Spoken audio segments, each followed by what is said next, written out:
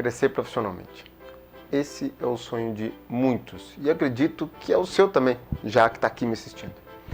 Vou mostrar aqui nesse vídeo como superar duas questões que são inevitáveis para se atingir os sonhos profissionais e que não estão ligados a condições técnicas das áreas em que cada um atua. Ou seja, provavelmente você não viu isso na faculdade, no curso técnico, na escola e etc. Você terá acesso a um roteiro, uma estrutura de pensamentos para lhe ajudar a encontrar meios para se atingir o seu objetivo. Tudo começa quando se inicia a busca por algo que às vezes nem nos damos conta do que seja, até compreender o que nosso sonho significa. Ou então, que posição esse sonho tem no mundo. E a partir daí começa uma batalha em ser melhor do que você foi ontem, melhor do que as pessoas que estão do seu lado. Nesse momento, apenas buscamos agir. Às vezes, nem pensamos direito e seguimos o fluxo das coisas. Vamos para onde a maioria está indo. Nossas crenças sobre o que é certo e errado ainda nos dominam. Uma valiosa decisão que faz as pessoas se destacarem das demais e terem sucesso é o foco. Contudo, muitos não se dão conta do que é o foco e como fazer para atingi-lo. Enfim, sabendo sobre as crenças de como ser uma pessoa de sucesso, saber o que é foco, como usar o foco, a pessoa está pronta para ter sucesso? A tendência é que sim. Claro que existem outros fatores como se desenvolver e desenvolver as competências que formarão o destaque na tua área, mas a ideia de superar crenças e manter o foco é uma questão sua consigo mesmo. Não faz sentido eu ir direto ao ponto de como superar nossos bloqueios se não entendemos o que basicamente ele é ou representa para cada um. Antes de ensinar como superar esses bloqueios, vamos entender um pouco melhor o que são eles, em questão de teórica mesmo. Cada um tem um significado para o crescer profissionalmente. Cada pessoa tem o seu próprio significado. Para uns é se tornar um gerente em uma multinacional. Outros é se tornar o responsável pelo setor de desenvolvimento de uma empresa de renome no mercado. Outros podem desejar serem reconhecidos por seus clientes, revistas e órgãos que estão ligados ao ramo que eles atuam. Qualquer que seja o cargo ou posição, isso é relevante. Existe algo em comum nisso tudo. Para você atingir seu estado desejado, você vai precisar ser um profissional acima da média. Isso é o que explica porque poucas pessoas entram ou chegam no famoso lá, o sonho, o desejo, a realização profissional. Caso você faça parte da maioria, caso você faça o que a maioria faz, seu resultado ele será o mesmo dessas pessoas. E não se engane que será diferente. Isso é matemático. Você terá de fazer algo diferente deles, algo que eles ainda não fizeram. Aqui está um momento que se divide o normal do extraordinário. Geralmente as pessoas não tendem a pagar o preço do sucesso. Eles escolhem pagar o preço da mesmice ou da mediocridade. Você escolhe. O sentido da palavra é o mesmo. O fato é que ambos têm um preço que deve ser pago. Criar justificativas que alimentem seus valores mais profundos para evitar que se dediquem a alcançar lugares e posições mais altas são ações de pessoas que escolhem pagar o preço do médio. De onde vem a palavra mediocridade?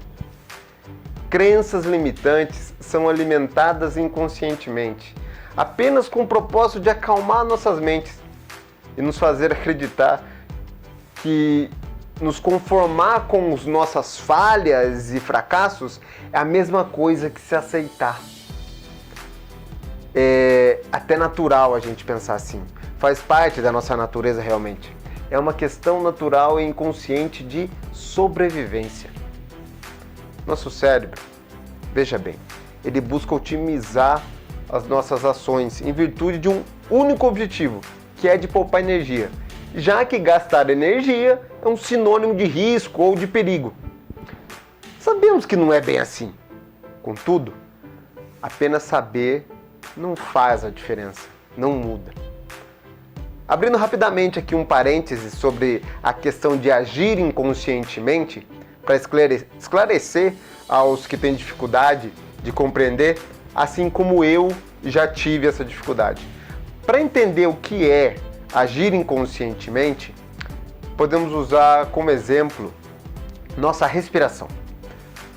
Fazemos essa ação a todo momento, sem precisar se concentrar nisso. É uma ação inconsciente. Simplesmente fazemos, e quando voltamos a nossa atenção para a respiração, aí passa a ser uma ação consciente, uma sensação surge. Não sei vocês, mas talvez seja algo parecido com a que eu tenha. Agora eu não consigo parar de pensar em que tenho que respirar, tenho que expirar, tenho que inspirar. Tão de repente quanto começou, também nos esquecemos e a gente acaba voltando até voltar a ter a ação da inconsciência. Voltando ao raciocínio sobre as nossas crenças, a gente volta sobre as nossas ações e escolhas. O que nos faz tomar decisões, ações e reações? Fazemos tudo isso baseado naquilo que identificamos como certo e errado? O que tomamos como nossas verdades absolutas? Tudo o que fazemos é feito seguindo o que aprendemos e vivemos. Nossos aprendizados desde crianças são nossas mais fortes fontes de direção nessa vida. Nossos pais, ou aqueles que nos criaram, são as pessoas que interferem em primeiro momento nas nossas vidas. A cultura que existe em cada país é uma forma de crença. Cada país tem uma forma de encarar as coisas, de agir, de pensar e de se comportar. E tudo isso é baseado em crenças. Para esclarecer melhor, as crenças são nossas verdades absolutas. É a estrutura de pensamento que temos pelo certo e errado. Contudo, essas crenças podem ser tanto limitantes quanto fortalecedoras. O nome logo já deixa claro a diferença entre elas. E que tal pensar nas consequências que as crenças limitantes causam em nós? Algumas crenças nos limitam a sermos melhores. Crenças tais como: não posso admitir meu erro porque vou ser taxado como fraco. Ser eu mesmo vai impedir que eu tenha sucesso. Tenho que fazer minha equipe ter medo de mim para manter a ordem. Quanto mais eu provocar eles, mais eles darão o melhor de si. Só é rico quem vem de família rica. Meu destino é ser um Zé Ninguém, por ter nascido aqui. Entre tantas outras. Essas são só apenas alguns exemplos do que são crenças limitantes. E nos damos conta disso ao refletir pelo seguinte exemplo. Quem te disse ou que te fez pensar que fazer a equipe ter medo de você é sinônimo de ordem? Quando nos questionamos de onde surge a ideia que a gente tem como verdade, nós damos a possibilidade de pensar: e se, por um acaso, eu estiver errado? Não vou estar desperdiçando tempo, energia, dinheiro ou ainda pior, me privando de ser feliz? Pensar por um instante, podemos estar seguindo pelo lado errado, abre uma imensidão de questionamentos que podem tirar dos nossos olhos a neblina que tem nos cegado durante muito tempo. Esses pensamentos, eles tendem a ser aquele único fator que nos impediu durante anos de atingir tudo aquilo que a gente podia ser. Um único pensamento que você tomou consciência de que não havia ganho nenhum em continuar nesse caminho. Acho que aqui cabe o próximo exemplo para compreender de vez o que é uma crença limitante. Eu vou contar aqui uma breve história. Certa vez eu fui almoçar na casa de um amigo. Sua irmã, que aliás é uma cozinheira de mão cheia, disse que ia preparar um lombo de porco especial. Receita de família. Coisa de herança mesmo. Que ela tinha aprendido com a sua mãe, que por sua vez tinha aprendido com a sua avó. Enfim, lá fui eu. Depois que comemos, e realmente a receita era top demais, eu quis saber mais a respeito da receita, até para ver se realmente ela me contaria. Então, a irmã do meu amigo foi me dizendo sobre como temperar, o tempo que era necessário para permanecer em descanso, antes de colocar para assar, que ingredientes usar, inclusive até onde eu comprar esses ingredientes devido à qualidade.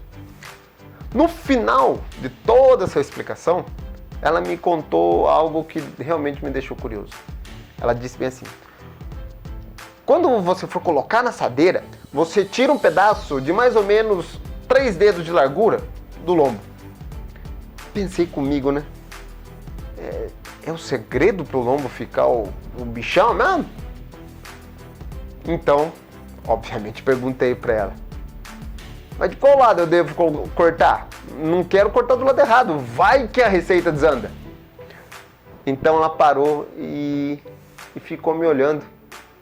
Até que daí ela me respondeu: pra ser sincera, eu não sei que lado. Então ela perguntou pra mãe: mãe, qual lado do lombo é o certo para cortar e não desandar a receita? A reação da mãe foi a mesma da filha.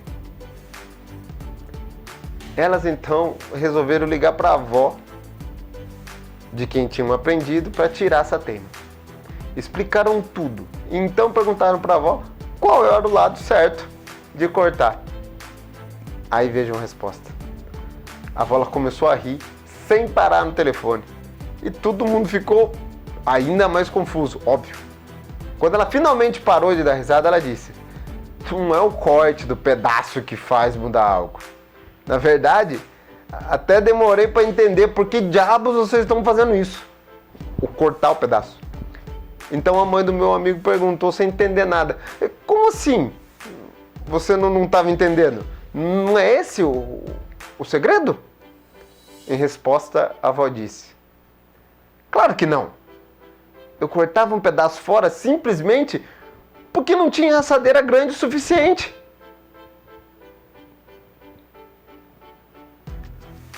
O que não é questionado impede-nos de crescer e a pensar fora da caixa.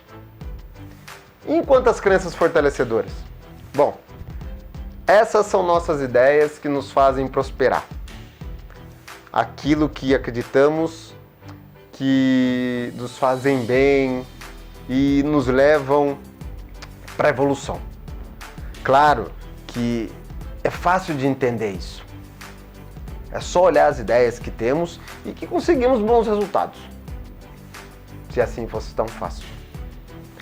Assim como as crenças limitantes, as crenças fortalecedoras têm sua força de acordo com os significados que damos a eles ou a elas.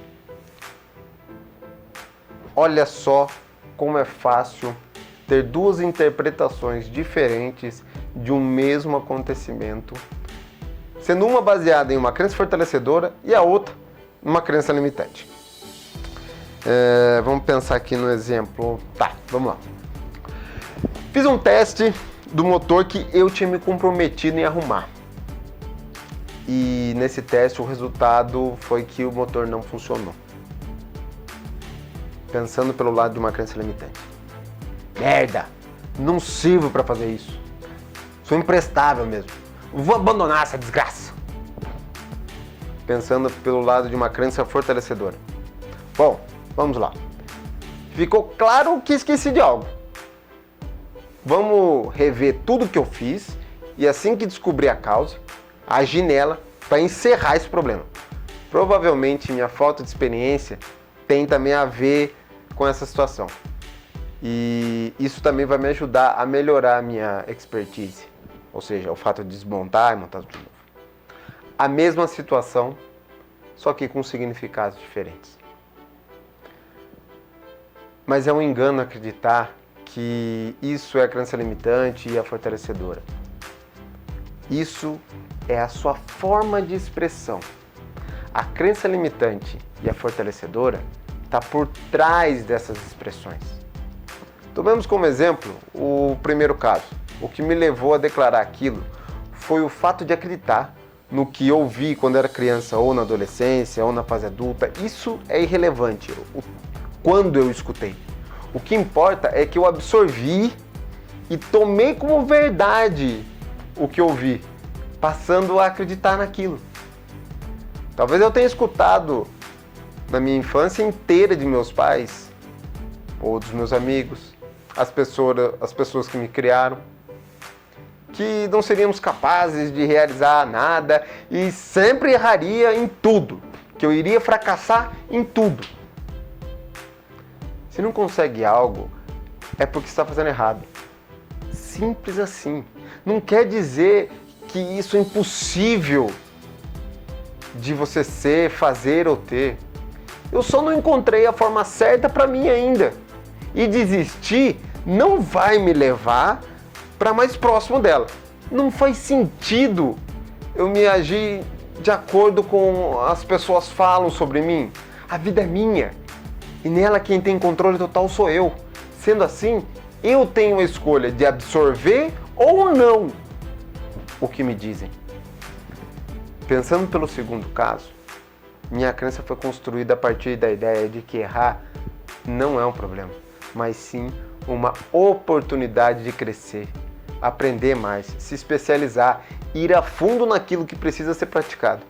Essa ideia me alimenta a olhar um problema e aceitá-lo como algo bom e que me faz crescer, ao invés de algo ruim e que seja doloroso.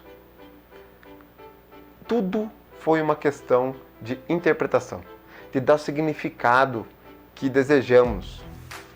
Algo para esclarecer ainda mais esse assunto. Talvez seja o momento de compreender como as crenças surgem. É como um roteiro. Vamos lá. Primeiro, algo acontece, um fato, uma situação. Segundo, você sente. Interpretamos o que aconteceu e a gente toma uma decisão baseada em tenho que fazer isso para me sentir bem, ou ser bem-sucedido, ou cuidar de mim mesmo.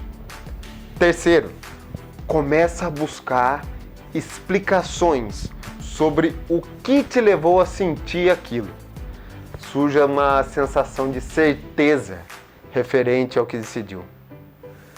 Agora surge uma somatória de questões para a concretização da crença, que é: quarto, sente novamente. Encontramos mais provas que estamos certos. Geralmente, veja bem, ignorando ou negando indícios que mostram o contrário. Talvez a fim de evitar novas tentativas e gastos de energia. Somado ao quinto, que é entender tudo. O fato de conseguir explicar. A crença passa a comandar nossa intenção, que por sua vez cria um mundo, nosso mundo, o mundo em que vivemos. Seguindo essa sequência, é que uma crença ela finalmente é concretizada, construída. A crença em si só nos faz pensar que, por sua vez, sentir, mas o que dá voz a ela é nossa ação. E quando agimos, é como se assinássemos um contrato de que a crença se tornou dominante. Quanto mais fazemos, mais nos certificamos que ela é verdadeira. Agora que sabemos como as crenças são criadas, a gente também tem o poder de mudá-las. Através da neuroplasticidade, nós podemos criar novos caminhos neurais, ou sinapses, em nosso cérebro. Se tratando de cérebro, o meio de estimularmos e fazê-lo se movimentar é através de pensamentos ou reflexões, que são o que costumamos chamar de pensar na vida. Para isso, também existem técnicas, métodos e ferramentas para se facilitar na transformação de crenças limitantes em fortalecedoras. Roteiros que nos levam a olhar certas situações com outros olhos. Aqui eu vou demonstrar um deles para que você já possa mudar aquilo que vem te impedindo de crescer profissionalmente e de quebra no pessoal também. É uma sequência de questões que vão ser divididas em 5 estágios. Então vamos lá. O primeiro estágio se trata de tomar consciência e acreditar em si mesmo. Reflita sobre as seguintes perguntas. Quais são os seus objetivos? Inclusive, escreva. Para onde você quer ir? Quais são suas principais capacidades, qualidades, habilidades? Consegue dizer qual sua missão de vida? Como você vê o mundo? Como se vê dentro desse mundo? Qual o seu principal valor? Consegue reconhecê-lo? Se esforce até encontrar algo que lhe faz sentido. Essa é a chance de pensar o que nunca pensou para mudar, o que nunca encontrou um caminho para realmente mudar. O que te faz desejar mudar? O que isso, ou melhor, o quanto isso é importante para você? De que forma você se convenceria da mudança? Se ela fosse um produto e você fosse o vendedor, como você a venderia para si mesmo da melhor maneira? Segundo estágio, assumir a mudança para si. Continuando as perguntas e reflexões. O quanto o esforço de mudar é maior que o prazer de vencer. Tomar a decisão definitiva da mudança. O que te faz fazer o que você faz? Ter isso em mente vai te apoiar no momento em que as situações difíceis surgirem e a vontade de desistir seja cada vez mais latente. Seja resiliente e lembre-se que nesse momento em que se divide as pessoas normais das extraordinárias, só está sendo difícil e dolorosa a mudança porque é um caminho certo. Se não houvesse isso, não seria uma mudança. O que tem feito realmente de diferente? Não tente se enganar acreditando que as ações que está tomando até aqui são o suficiente. Se está confortável, é um indício de que ainda não está mudando. Saia da zona de conforto. O que te impede de ousar? O que te impede de ir além do que o de costume? Vamos agora para o terceiro estágio. Crie novos hábitos. Quais são os seus hábitos hoje em dia? Desde a hora que acorda até a hora que você vai dormir.